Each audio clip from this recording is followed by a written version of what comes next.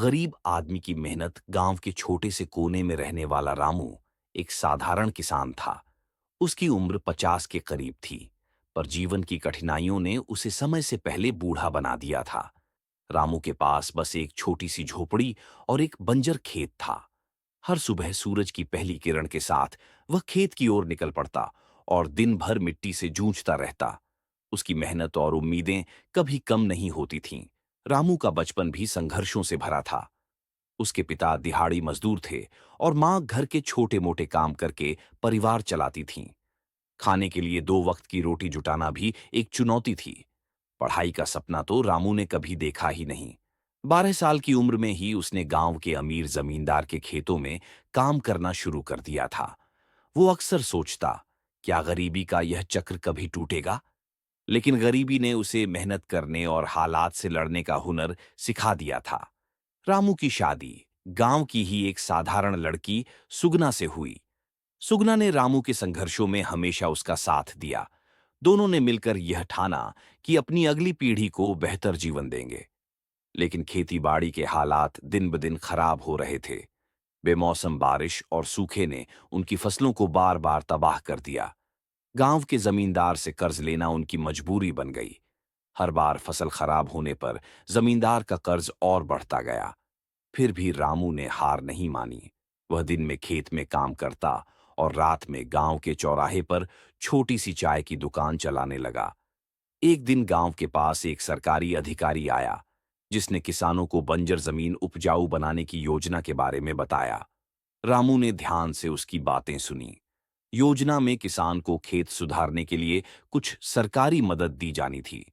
हालांकि कागजी काम और प्रक्रिया जटिल थी, लेकिन रामू ने ठान लिया कि वह इस योजना का लाभ उठाएगा। उसने सुगना से कहा, यह आखिरी मौका है, मुझे कुछ करना होगा। सुगना ने उसे हौसला दिया और उसके कागजी काम में मदद की। कई महीनों की भागदौड़ के बाद आखिरकार उसे सरकारी सहायता मिल गई। सरकारी मदद से रामू ने अपने खेत में नई तकनीकों का इस्तेमाल किया। उसने मिट्टी की जांच करवाई, अच्छे बीज खरीदे और ड्रिप सिंचाई पद्धति का सहारा लिया। शुरू में उसके प्रयासों पर गांव के लोग हंसते थे। वे कहते, रामू तो पागल हो गया है, ये सब बड़े किसानों के लिए होता है, गरीब आदमी कहां इन सब का खर्च उठा सकता है। लेकिन रामू की मेहनत रंग लाई। पहली बार उसकी फसल इतनी अच्छी हुई कि उसने न केवल जमींदार का कर्ज चुकाया, बल्कि कुछ पैसे बचाकर अपने बच्चों की पढ़ाई पर भी खर्च किए। रामू अब सिर्फ अपने खेत तक सीमित नहीं रहा। उसने दूसरे किसानों को भी नई तकनीकें सिखानी शुरू की। गांव के छोटे किसान उसकी बात सुनने लगे और अपनी खेती में बदलाव लाने लगे। रामू का खेत अब गांव के लिए एक मिसाल बन गया था। कुछ वर्षों में रामू ने अपनी चाय की दुकान को बंद कर दिया और पूरी तरह से खेती में ध्यान देने लगा। उसने एक छोटी ट्रैक्टर मशीन खरीदी और गांव में पानी की समस्या हल करने के लिए सामूहिक कुआं खुदवाया। रामू की सबसे बड़ी खुशी तब हुई जब उसका बड़ा बेटा सुरेश इंजीनियरिंग की पढ़ाई के लिए शहर चला गया।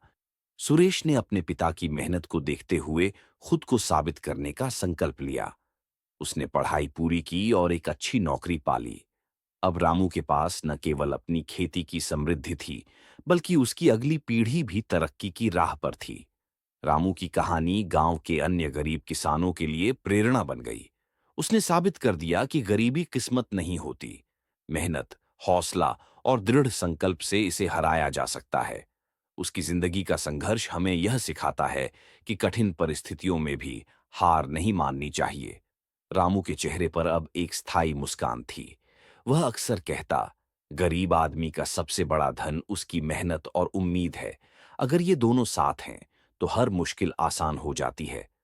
और इसी तरह रामू की मेहनत और जज्बा एक गरीब किसान की अद्वितीय कहानी बनकर गांव के हर इंसान को प्रेरणा देती रही।